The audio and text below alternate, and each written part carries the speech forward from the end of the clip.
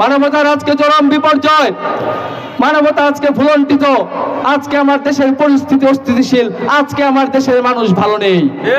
আজকের এই দিনের কথাই চিন্তা করে আজকে থেকে 36 বছর পূর্বে বিশ্ব মানবতার মুক্তির দূত, স্বাধীন বাংলার সর্বশ্রেষ্ঠ ওলি, বিশ্ব ওলি খাজা বাবা ফরিদপুরি কুদ্দেস আসিরুল আজিজ সাহেব জাকের পার্টি প্রতিষ্ঠা করেন। স্রষ্টার নৈকট্য সন্ধান, সাম্য, শান্তি, প্রেম, ভ্রাতৃত্ব প্রতিষ্ঠা, ইসলামের উদার নৈতিক মানবিক আদর্শে সকলকে ঐক্যবদ্ধ করা, সেই সাথে জাগতিক ও আধ্যাত্মিক জ্ঞান চর্চার মাধ্যমে একটি কল্যাণ রাষ্ট্র গঠন করাই জাকের পার্টির মূল লক্ষ্য। ওলিয়া উলিয়াগণের মাধ্যমে এই দেশে ইসলাম এসেছে। ইসলাম আমাদেরকে শিখিয়েছে সাম্য, শান্তি, প্রেম, ভ্রাতৃত্ব, ভালোবাসা।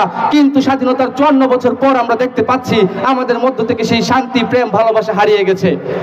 বিরাজমান পরিস্থিতিতে জাকের পার্টি বাংলাদেশের রাজনীতি, সমাজনীতি, সংস্কৃতি, অর্থনৈতিক সংস্কারের মাধ্যমে বাংলাদেশ থেকে, আমাদের মধ্য থেকে হারিয়ে যাওয়া সেই প্রেম, প্রীতি, ভালোবাসা এবং ভ্রাতৃত্ব আবার ওই বাংলাদেশে ফিরিয়ে আনতে চায়।